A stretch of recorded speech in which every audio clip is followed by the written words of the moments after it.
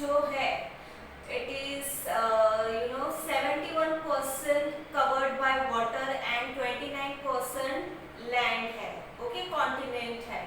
And continent में जो अलग अलग लैंड फॉर्म्स है, सेम वे जो ओशन है, ओशन के नीचे भी लैंड है और ओशन के नीचे के लैंड को ओशन फ्लोर बोलते हैं और उसके भी अलग अलग लैंड फॉर्म्स है, अलग अलग स्ट्रक्चर है, राइट। हमने अलग अलग लैंड फॉर्म्स कॉन्टिनेंट के एंड इवन ओशन के नीचे के हमने स्ट्रक्चर देखे थे, okay. Now let us see the relief of ocean floor, यानी जो ओशन फ्लोर है उसका स्ट्रक्चर, लैंड का structure. Land submerged below oceanic water is called the ocean floor. The relief of ocean floor is decided upon the depth from the sea floor and the shape of the land there. Okay, जो नीचे ocean के नीचे का जो land है, जो submerged land है, उसको ओशन फ्लोर कहते हैं। And the relief of ocean floor यानी उसका जो स्ट्रक्चर है ओशन फ्लोर का, it is decided upon by the depth from the sea floor, यानी उसकी गहराई से हम डिसाइड करते हैं and also the shape of the land, okay. Ocean floor में जो लैंड का शेप है उस बेसिस पे। The average depth of the oceans is around 3700 meters. The ocean bed is also uneven like land on the continents. Okay, जो ocean bed है, okay, जो depth है, जो गहराई है, it is approximately 3700 meters. It varies from place to place, okay, from ocean to ocean. And जैसे ocean bed uneven है, okay, ocean bed भी uneven है, जैसे कि continent में land जो है वो uneven है, हर जगह same नहीं है। जैसे plain से कहीं पर तो plateau है तो कहीं पर mountains है, सेम वे ओशन फ्लोर भी अनइवन है, वो सेम नहीं है, okay. The ocean floor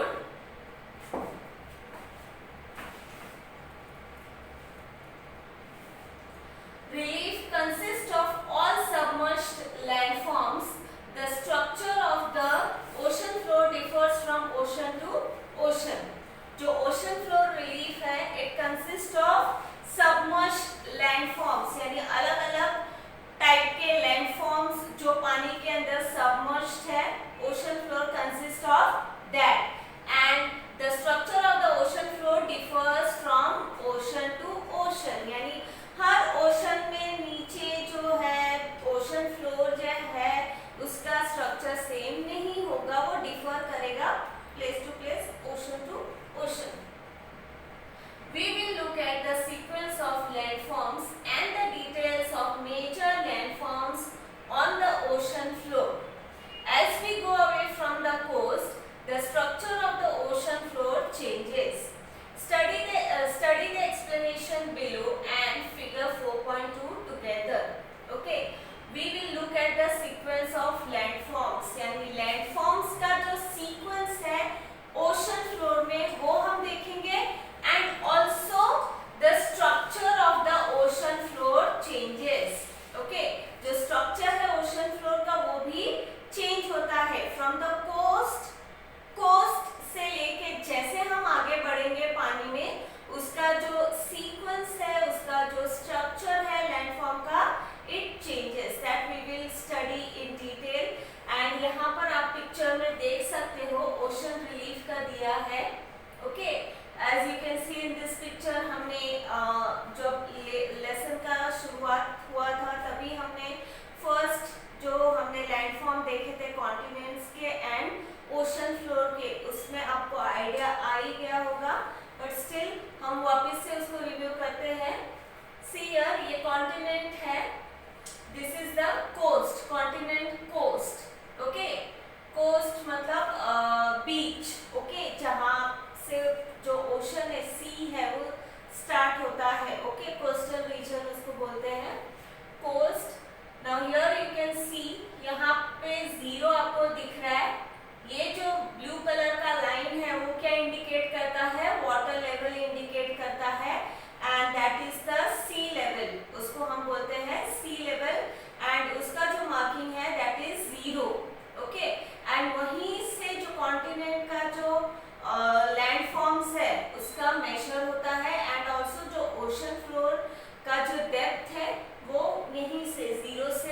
major होता है।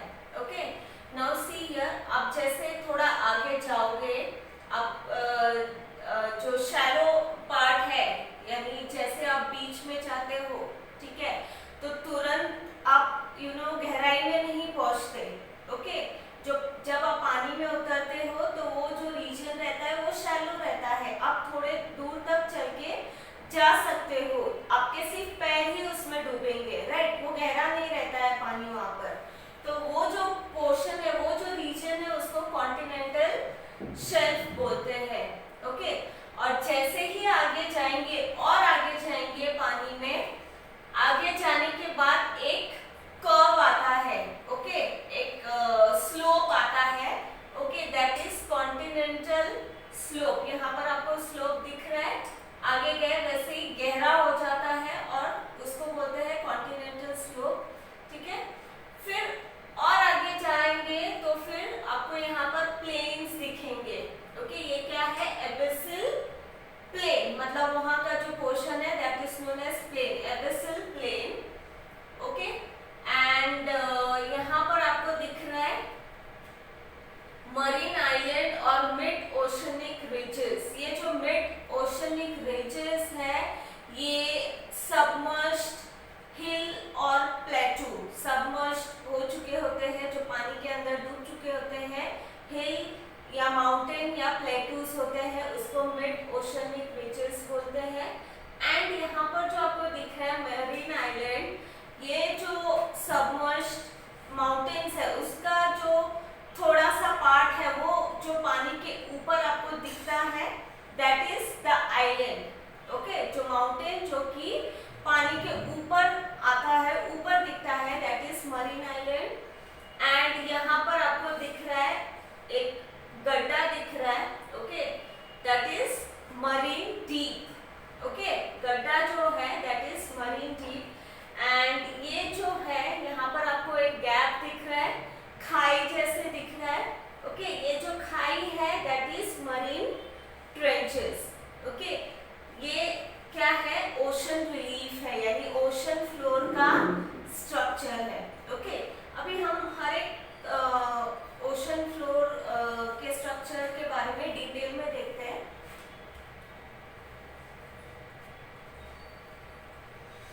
Continental shelf. The land near the coast and submerged under the sea is called continental shelf. This is the shallowest part of the ocean bed. It is also called submerged coastline. Its slope is gentle. जैसे मैंने आपको बोला, आप अगर कभी बीच गए हो, ठीक है, तो वहां पर जो पानी जहां से स्टार्ट होता है, आप अगर पानी में पैर रखते हो तो आप तुरंत गहरे पानी में नहीं जाते। ओके, आप उसमें डूब नहीं जाते, आपका सिर्फ पैर उसके अंदर जाता है, यानी जो वहां का जो ओशन फ्लोर है, कॉन्टिनेंटल शेल्फ का जो ओशन फ्लोर है, वो शैलो रहता है, वो ज्यादा गहरा नहीं रहता है, उसको कोस्टलैंड, सबमर्ज्ड कोस्टलैंड भी बोला जाता है। और वहां का जो स्लोप है वो जेंटल रहता है, मतलब वो स्टीप नहीं रहता। Okay, the extent of the continental shelf is not uniform everywhere. It is narrow along the coast of some continents, while it is broad for hundreds of kilometers at other. Its depth is up to 200 meters below the sea level. Okay, the extent of continental shelf, यानी एक water body है, सी है या ocean है, उसका जो continental shelf है, यानी जो शैलो पार्ट है, ठीक है, जो ज्यादा गहरा नहीं है, वो कितना लंबा है, उसका एक्सटेंट कितना लंबा है कॉन्टिनेंटल शेल्फ का, it varies from ocean to ocean. हर जगह वो सेम नहीं है, एक्सटेंट सेम नहीं है हर जगह का। Okay, and it is narrow along the coast of some continent. ये कोई कॉन्टिनेंट के कोस्ट जो है, वहां का जो कॉन्टिनेंटल शेल्फ है वो नैरो है, तो कहीं का जो कॉन्टिनेंटल शेल्फ है वो ब्रॉड है। ओके, वो अनइवन है। एंड उसका जो डेप्थ है it is up to 200 metres below the sea level. Sea level के नीचे कितने मीटर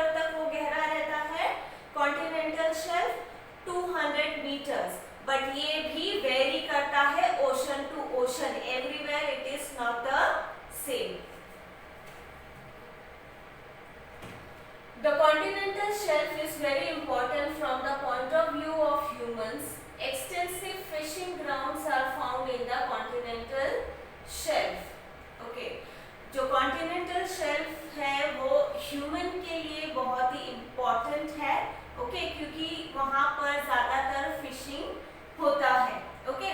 जो fishing होता है वो ज़्यादातर continental shelf में होता है, तो human के लिए वो बहुत ही important part है। As this part is shallow, the sunlight reaches its bed, algae, plankton, etc. grow here. This is food for fish. Okay. जो continental shelf है वो shallow है, वो ज़्यादा गहरा नहीं रहता, तो जो sunlight है वो उसके ocean के floor तक, उसके bed तक सनलाइट पहुंचता है और वहां पर जो मरीन प्लांट्स है वो ग्रो करते हैं, जैसे एल्गे एंड प्लैंकटन, ये प्लांट्स वहां पर ग्रो करते हैं, which is a food for fish, वो फिश का खाना है, इसलिए ज्यादातर जो फिश है हमको कॉन्टिनेंटल शेल्फ में मिलते हैं, इसलिए वहां पर फिशिंग करना पॉसिबल है। Natural gas, mineral oil and various minerals can be obtained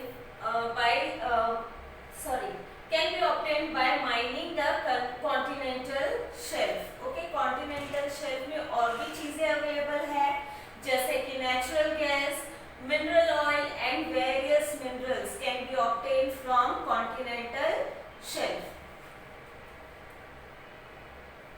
For example, Mumbai High, located on the continental shelf of the Arabian Sea.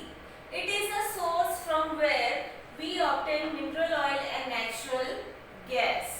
Okay, Mumbai High जो located है Arabian Sea के continental shelf में, okay, Arabian Sea का जो continental shelf है वहाँ पर Mumbai High located है, and वहाँ से हम जो हमारा मिनरल ऑयल और नेचुरल गैस है वो ऑब्टेन करते हैं।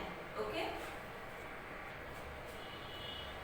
Now see next, that is continental slope. After the extent of continental shelf is over, the slope of the sea bed becomes steeper. Okay, जब कॉन्टिनेंटल शेल्फ का जो extent खत्म होता है तो वो जो सी बेड है, ओशन का जो बेड है वो स्टीप हो जाता है, ओके, वो गहरा हो जाता है, and that is the continental slope. This is called continental slope. The depth of the slope is from 200 metre to 3600 metres. उसकी जो गहराई है स्लोप की वो 200 मीटर से लेके 3600 मीटर्स तक हो सकती है। Okay, in some places it is more. The continental slope is narrow. The lower boundary of the continental slope is considered to be the boundary of continents. Okay, वो जो स्लोप है वो कोई कोई प्लेस में वो स्लोप नैरो रहता है, एंड कोई कोई जगह पे 3600 मीटर से भी वो गहरा हो सकता है। It differs from ocean to ocean, and जो कॉन्टिनेंटल स्लोप का जो बेस है, okay, that is the boundary of the continent. Okay, continent जहां से स्टार्ट होता है वो continental slope is the boundary. Okay,